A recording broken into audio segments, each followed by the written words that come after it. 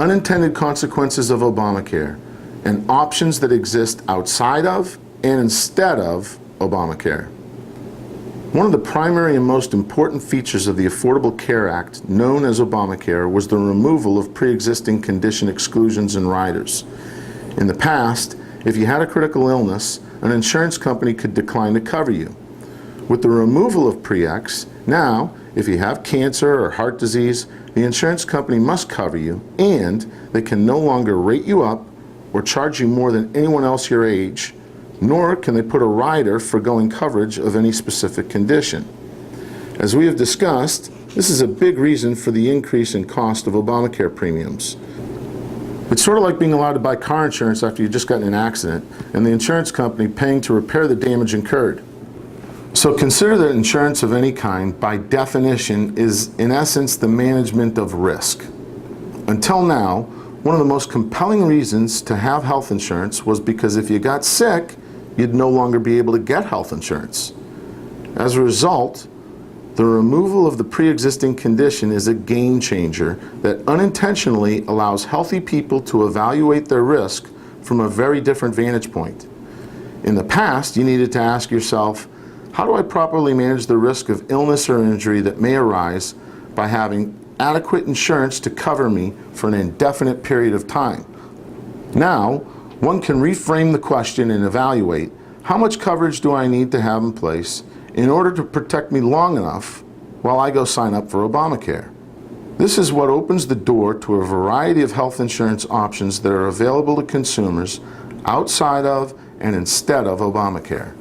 Before I tell you about some of those options, let's talk about what partially closes the door to this strategy. And actually, before I discuss that, it's important that you all know that we at ObamacareInsuranceOptions.com don't mean to promote anything. We want to help you do whatever you feel is best for your situation. We always want to protect our clients with the best coverage that they can afford to keep. If you qualify for a major subsidy, then an Obamacare plan is most likely going to be the right place for you. Many people will not qualify for a major subsidy or any subsidy at all. Some will qualify for a significant subsidy, but because the plans are so expensive, the amount they still have to pay is more than they can afford. Let me give you a quick example. Friends of our family, the dad's 54 and he smokes. Mom just turned 50 and they have a 21-year-old son in college and an 18-year-old daughter in high school. Their household income is $75,000. They qualify for a federal subsidy that'll pay almost half, 48% of his premium. But the projected cost of a silver plan is almost $20,000. His monthly premium is $856 after the government pays the other $790 for him. He has a son in college and a daughter heading to college next year, and he just simply can't afford $856 a month. Well, he was very relieved to hear about the options he has, and that's what we're all about. Before I tell you the options that he decided on, let's go back to discuss the two measures Obamacare has in place that are meant to deter people from this. The first is that there is an open enrollment period, which is the only time you can sign up for Obamacare, unless you have a qualifying event, like losing your health insurance because you lost your job, or your employer cancels the health insurance, or divorce. And of course, kids can be added at any time they're born or adopted, but otherwise, you can really just sign up during the open enrollment period. In 2014, the open enrollment closes on March 31st, and then it will open again on October 15th, 2014, and then close again on December 7th, 2014. So as you consider health insurance options, you need to consider that you will have a maximum of a 7-month window where you'll not be able to enroll in Obamacare. In 2015, the maximum window would be almost 11 months. The second thing that will deter people is the individual mandate, which will be the next subject we discuss. But before we do, let me give you an idea of the options that are available outside of or instead of Obamacare. What they decided to do was package up 3 different plans. The first plan comes with $20,000 each of critical illness protection, heart attack, stroke, cancer diagnosis, for just mom and dad, and $20,000 of accident medical expense coverage for each family member, which will cover injuries, any injuries, fall off a ladder, weekend warrior, a car accident, blow out your knee playing tennis, almost everything except the typical stuff like act of war, commission of a crime while intoxicated, suicide attempt. It also comes with $20,000 of accidental death and dismemberment. And for the primary, there are 2 extra benefits, a $5,000 term life policy and up to $30,000 of disability income protection. It also comes with a Call MD program where you can call and talk to a doctor 24 hours a day, 7 days a week if you need a prescription. And it also has a 24-hour nurse hotline for questions. Even a dental and vision discount card and more. And the plan is only $129.95 a month for the entire family. Now, since that plan we just talked about didn't cover kids on just the critical illness part, I was able to get each kid $20,000 of critical illness and $10,000 of term life for $23 a month combined.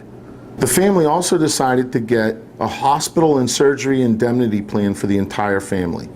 It pays $1,000 a day in the hospital for sickness, $2,000 a day if you're in the hospital for an injury, and up to $200,000 each year.